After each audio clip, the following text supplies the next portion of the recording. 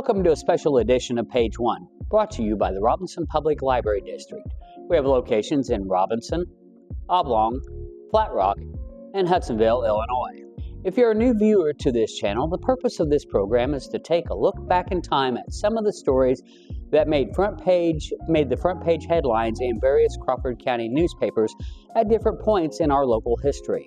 In honor of the completion of the new James Jones section at our Robinson location, we'll take a look back at stories that made the pages, usually front pages, and were about or related to perhaps Robinson's most famous resident, the acclaimed author of the classic World War II-inspired novel From Here to Eternity.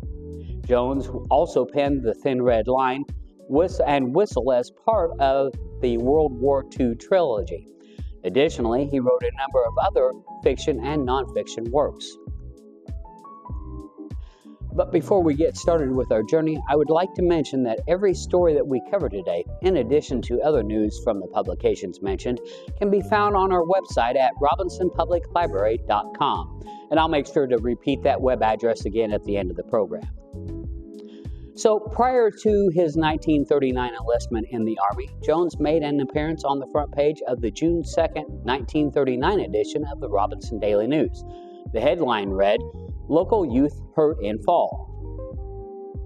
Apparently, according to the article, the future National Book Award winner received considerable bruises about the body following an 18-foot fall from a skylight in the high school auditorium while in the building's attic. So following his enlistment, Jones was stationed with the 25th Infantry, 27th Infantry Regiment before and during World War II.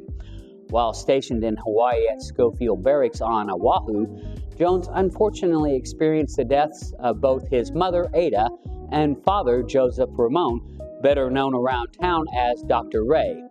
News of his mother's death appears on the front page of the Monday, March 3, 1941 edition of the Robinson Daily News, and news of his father's death appears in various county publications between the dates of March 12 and March 19, 1942. Jones's first novel, and the work that brought him into the national consciousness, From Here to Eternity, not only won him a National Book Award for fiction, it was also named one of the 100 best novels of the 20th century and was the inspiration for the 1953 Academy Award-winning movie, which was based on his experiences during the attack at Pearl Harbor. Jones received mentions in the December 8th and 9th editions of the Robinson Daily News, in which locals were assured that their young men had made it through the battle alive.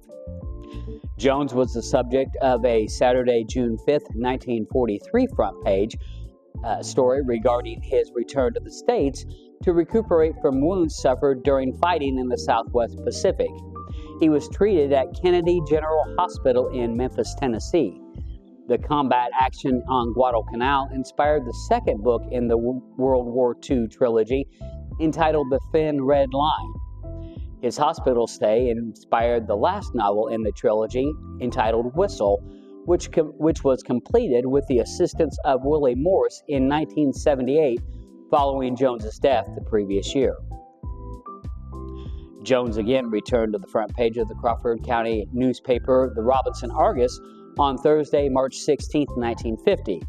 The headline announces the impending publication of Jones's first novel with the headline, "Publish Jim Jones Novel Soon." The lead paragraph summarizes that Jones's long-awaited novel will be published and available to the public about the 1st of September. The article not only recounts the time devoted to the novel's creation, but also excerpts from correspondence from the publisher, Charles Scribner's Sons, to and about Jones. The article also notes that during the time spent working on Eternity, Jones was also able to complete a number of short stories, two of which were published in the March 1948 Atlantic Monthly and the June 1949 Harper's, respectively. Jones appeared again on the front page of an Argus publication, this one from Thursday, April 12, 1951.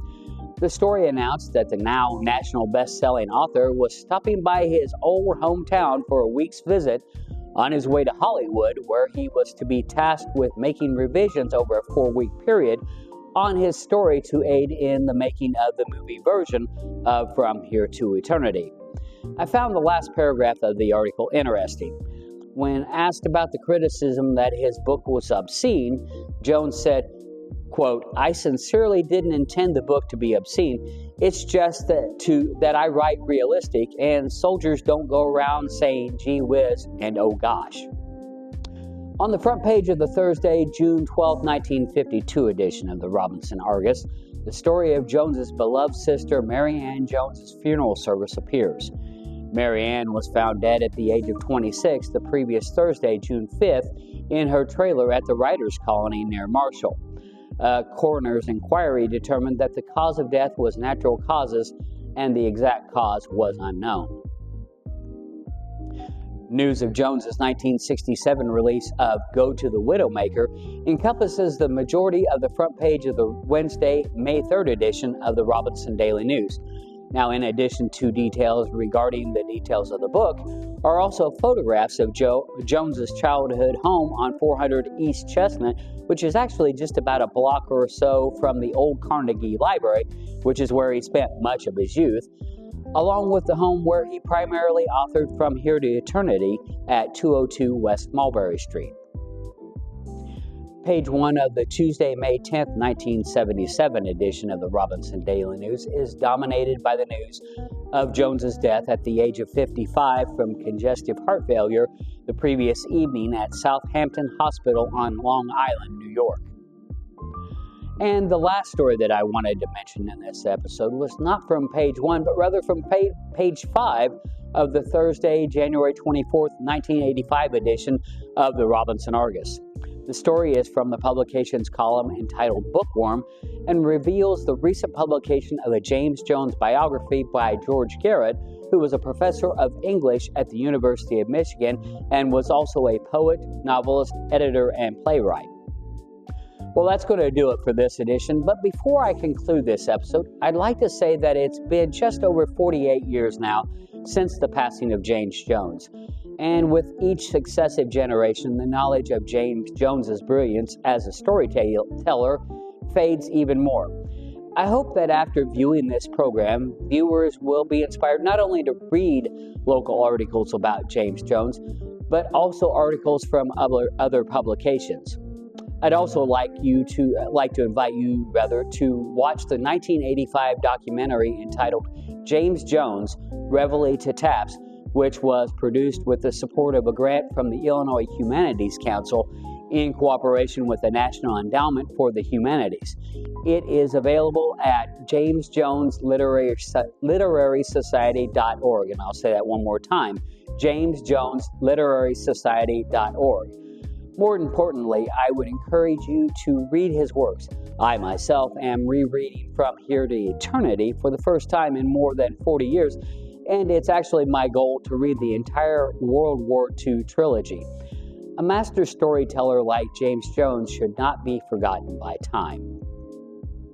Well, I hope that you've learned some things about our Crawford County, Illinois history that you didn't know previously.